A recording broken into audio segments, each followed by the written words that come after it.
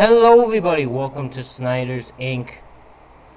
We got more Mr. Ballen. Today's top 3 impossible places people were found missing 411 part 13. My god, this is gonna be long. This is gonna be interesting. That's a long time ago. But we're gonna get right into this. Hit the like button, hit subscribe button, comment what you think down below. Let's get right into this. Here we go!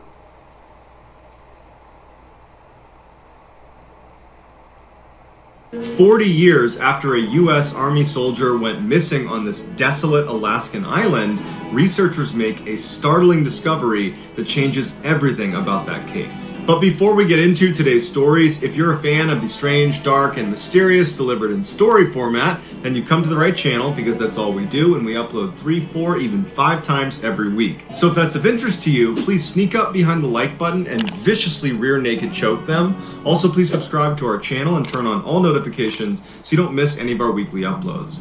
Alright, let's get into today's stories.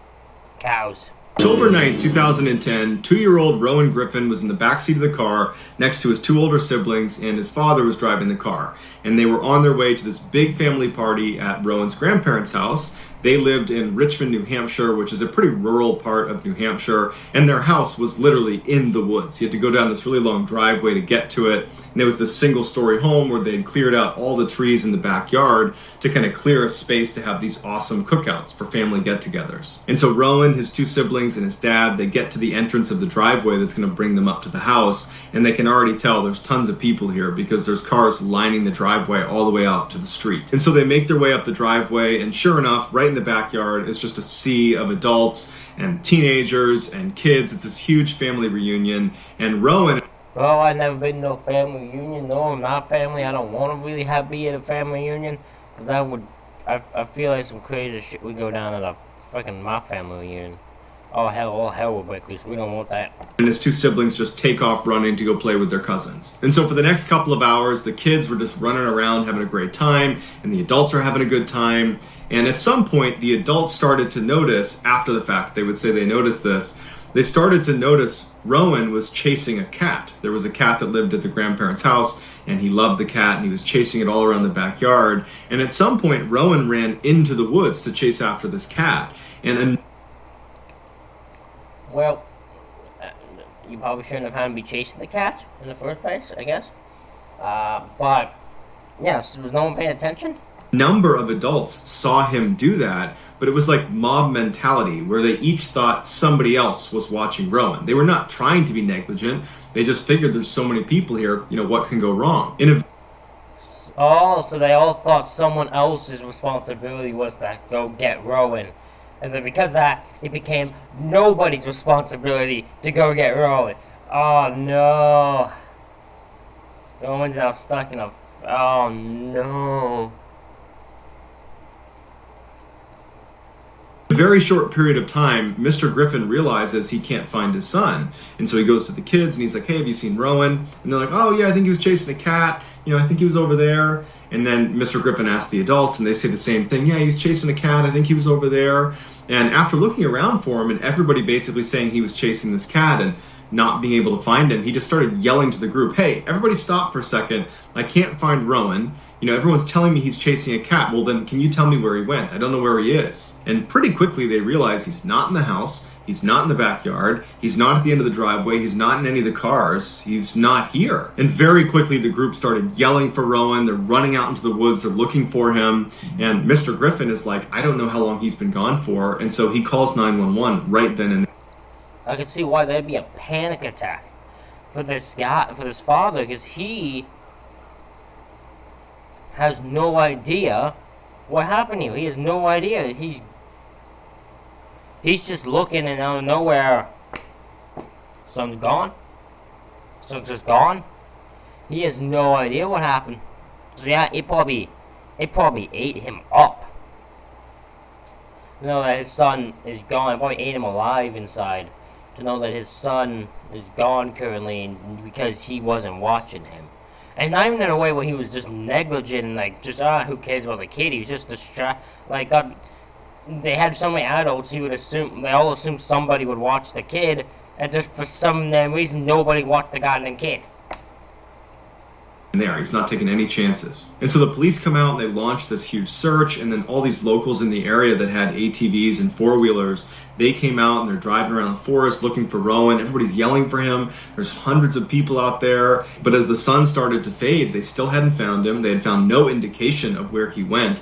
They assumed he made it out into the forest because the last sign of him was he was chasing a cat into the forest potentially, but they really didn't know. And so finally the sun does go down that night and they have to postpone the search until first light the next morning. And you can only imagine how horrible that was for Rowan's parents as they're... Oh no, I'd still be looking. I'd still be looking in there because I am not going to lose my... I would not be able to sleep at night. I wouldn't be able to, so I just keep looking. I just say, tell the grandparents, yeah, I'm just going to be looking throughout the night. I'll let you know if I find it. Sitting inside that night wondering what's happening to their 2-year-old son who's just out in the woods by himself. So very early the next morning, a whole bunch of volunteers went right back out into the woods to look for Rowan. There was this one particular group that wanted to look a little bit farther away than where everybody else was looking. They were going to be about 3+ miles away in this swamp. And so this group of searchers, they start walking into this swamp and they can tell right away that it's a very wet and deep swamp. They would take a step onto something that looked solid and they would sink 2-3 feet into the water. They all had waders on so they wouldn't get wet. But they were basically sludging through this swamp, and it was very thick. And at some point, they make their way through a clearing, and they see on a log what looks like a pair of children's shoes, or shoes for sure. They look small enough to be kids. And so they wade their way over, and they climb up onto this dry section of land, and they walk over, and sure enough, they're kids' shoes. And so they yell out for him a couple times, and then they stop to listen. And after a minute, they hear him call back. He's yelling, "Here!" And they walk their way past this huge bush, and they look through, and they can't believe it. They see Rowan right in the middle of this bog of water. There is a tree that is right in the middle of this, and he's clutched onto the tree. He looks dry, he looks okay, and he's just standing. How did this child end up in this patch of land in the middle of a swamp without being wet? What put him there? Why was he put there? I have so many questions. I've left so many questions. What put him in here? Because like they said, he couldn't have made it there because he would have just, if he's 2 or 3 years old, definitely he would have drowned right into the dang swamp. Because if they sink, a grown adult sinks, a child just go right under. So yeah, what put him there? Standing on this island holding this tree. And so immediately the searchers jump right in the water and they start wading their way out to this island where Rowan is. And the whole time they're going out there, the water's, up to their chest, and they're looking around, and it's at least that deep all the way around this thing. And they're looking up at the kid, and he's bone dry, and he's 2 years old. So they don't know if he knows how to swim or not. And so they're thinking to themselves, how did he get out here? But either way, they're like, let's just get the kid and bring him back to his parents. And so I'm about to say, don't question the kid. Just grab the kid. That's the thing. Just grab the kid right now. They finally hop up onto this island, and they kind of look over Rowan. He seems okay. They pick him up, they keep him out of the water, and they bring him back to land and back to his parents. Initially, Rowan's parents and the police and the searchers, everybody is just so happy that Rowan is alive that no one is asking any questions about, what happened and, what's the deal with you being found on that island? How'd you get out there? People are just leaving it alone. They're just happy he's here. But after the dust had settled, so to speak, Rowan's parents would ask him some questions. They would say, what happened? How'd you get lost? And how'd you get on that island? And at first, Rowan was just not saying anything, but eventually he would say that there were cows out there. And he said that he was scared of the cows, and that's why he went to the island, because he wanted to get away from the cows. Now, there were no cows in that swamp or anywhere near where he was that night. So either he didn't see anything and he was hallucinating seeing animals at all, or he was mislabeling something else that he was seeing. But whatever he was seeing or believed he was seeing, it scared the heck out of him, and he would get really frightened when he would talk about these cows. But regardless of what he saw or didn't see, the $1 million question is, how did he get out to that island? because in order to get out to that island, for him, being a 2-year-old, being the size he was, he would have had to swim. The water was too deep all the way around the island, and he didn't know how to swim. But even if he had found a way to magically swim out to this island, why wasn't he wet? It's also worth noting this all took place just a few miles away from the infamous Bennington Triangle, which is this area in southern Vermont where there's been a whole string of people going missing under very mysterious circumstances. Interesting. So this kid, I'm gonna imagine, or saw something that he mistaked for a cow, and he said the cow scared him to the point he got on that island.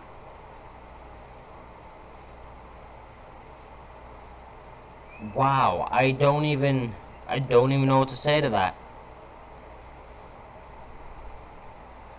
All I can think is wow.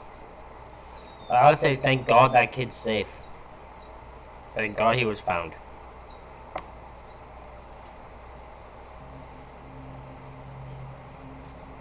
In 1953, 11-year-old Jerry Monkman was considered a very frail child.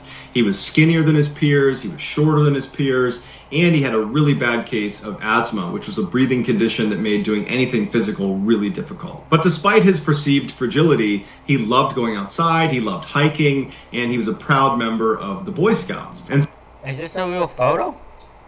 He's not like, he didn't say, so I don't know, but... So on April 25th of that year, Jerry was really excited when he found out his Boy Scout troop was offering a trip to the Rocky Mountain foothills to go camping and hiking for a weekend, and he jumped at the opportunity. So I've never gone camping before. Hopefully I do this summer. We don't know. Jerry, his troop, and his troop leaders, they all pile in a van and they make their way up to the Rocky Mountains. And as soon as they get there, they go on this wickedly rugged hike up in the Teton Canyon. And about an hour into their trip, one of the troop leaders turns around and Jerry's gone. The troop leaders did not know how long he had been gone for, so they only searched for a couple of minutes before one of them ran down the mountain to try to get help. Soon the sheriff's department arrived and 1,600 volunteers from the town that had heard of him. It is insane to me how once a child has gone missing, how many people will step up to help find that child, but if it was an adult, not many would. Because, and it might be hard to believe, but if this was an adult, this was a grown adult disappearing, the police would show up. I guarantee you all the volunteers wouldn't. At least not that many. But for some reason, when a child goes missing, everyone wants the child to be found.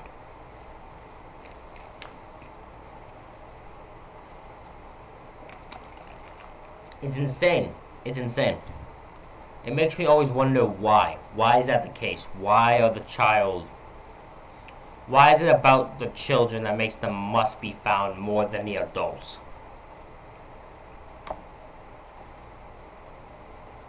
About this, they all poured out onto the mountain and they are combing across this mountain to find Jerry as quickly as possible. But after several hours... By the way, just to make it clear, just in case anyone's thought this way, I'm not saying they shouldn't be doing that for child. I'm just saying they should be doing it for adults too. Like, no matter who goes missing, if someone goes missing, you should have this amount of volunteers looking for them. They couldn't find him and people started to think the worst. And then just then, the bloodhound they had brought out to try to track his scent picked up Jerry's scent and it starts taking off up the trail. And the handler of the dog tells everyone, hey, he's picked him up. We're going to find him. We're going to find him. And he thinks the dog's going to lead him to him, within a mile or so of where they are. But the dog just stays on a complete beeline for 6 hours. It just tracks straight north for 6 hours until it comes to this big swamp where it's... What? The dog went tracking mode for 6 hours to lead it to a swamp. What? Why is this kid 6 hours away, or why is his scent 6 hours away? I am baffled. I am shocked. What? No way! No way! stops, like, I've found it. This is where it ends. This swamp was 12 miles away from where Jerry had gone missing. So the handler and the people that had followed this dog, they searched the swamp because even though they thought it was totally improbable that Jerry, this frail 11-year-old with asthma, would have maneuvered 12 miles uphill through rugged terrain to the swamp, they still felt like they needed to search it. So they searched the swamp. There wasn't anything there. And so the dog handler's thinking, okay, my dog must have made a mistake. And so he gives the scent again to the dog, thinking the dog will turn and start heading back towards where Jerry had gone missing. But instead, his dog basically just reconfirms that, nope, this is where the scent brought me. I'm still right. And so the dog handler and everybody else that had made this long, treacherous 12-mile journey up to the swamp, they just decided that the dog must have made a mistake and the kid could never have been here. The next morning at 8 a.m., an 8-year-old boy named David was riding his horse about 30 miles away from where Jerry had gone missing. And he happened to be looking over at the tree line, and a boy stumbles out of the tree line and waves to him. And so David goes over, and it turns out it's Jerry Monkman. Jerry would just tell David that he needs to get back to his group. And David would say, what are you doing out here? And Jerry just said, I don't really know. I need to get back to my group. I was with a group yesterday, and I need to get back to them. And apparently David asked him, well, how did you get here if you were with them yesterday? And all Jerry could say was, I fell asleep under a tree. I don't know. When word got back to the searchers that they had found Jerry, and they had found him 30 miles away, they couldn't believe it. The day before, it had been unbelievable that he could have traveled 12 miles to that swamp. Like, literally unbelievable. They didn't... Yeah, because the animal confirmed it, and they were like, no, man, this dog is stupid. He's making mistakes, and he probably can't even smell the scent or something like that because there's no way he's 12 miles away. Turns out, no, he was longer. He was farther. This is the only reason the dog could smell him 12 miles, because he couldn't get past the swamp. If he could get through the swamp, probably, the dog would probably have kept going for 30 miles. The dog wouldn't have cared. Believe it. Nope, he couldn't have done it. And now clearly he's traveled at least 30 miles to have been found by David where he was found, and that's 30 miles as the crow flies, meaning overhead air miles, 30 miles. The reality is when you're walking in the wilderness, you don't walk in straight lines. You make turns and you go left, there's switchbacks, and the area he must have gone through over those 30 miles is all unmarked. It's this rugged, hilly, awful, unmarked terrain. So for sure, he probably covered 40 plus miles to get there. And so the police asked him, how did you do this? How did you cover the distance you covered in such a short amount of time? And Jerry would say he just remembers sleeping under a tree and then waking up, and he would see animals poking their heads around from behind different trees. And he didn't know what kind of animals they were, but they were watching him, and he was worried they were going to hurt him, but they didn't. And he said he was able to just keep walking, and he would keep sleeping under these trees, and he kept seeing these animals that were watching him, and he just kept saying, they never hurt me. They never hurt me. And so obviously this did not answer any of the questions that the investigators were looking to answer, and they just felt like, okay, maybe he's in shock, and we can ask him at another time. But the theory became like, well, then he must have been abducted. Hold on. Ask him at another time, but the theory... That's Freddy Krueger. Right here. I'm going to leave this for a second because I know the video will take a bit. There's Freddy Krueger. Right in the corner. I know it's your thing, Mr. Ballen. I usually don't notice this stuff. I don't look for it, but I found it then. Became like, well, then he must have been abducted to have covered this distance. But that begs the question, who's capable of moving an 11-year-old that much distance in such a short amount of time? A person isn't. A creature is. A creature could do that with ease. A person isn't able to, but a creature could.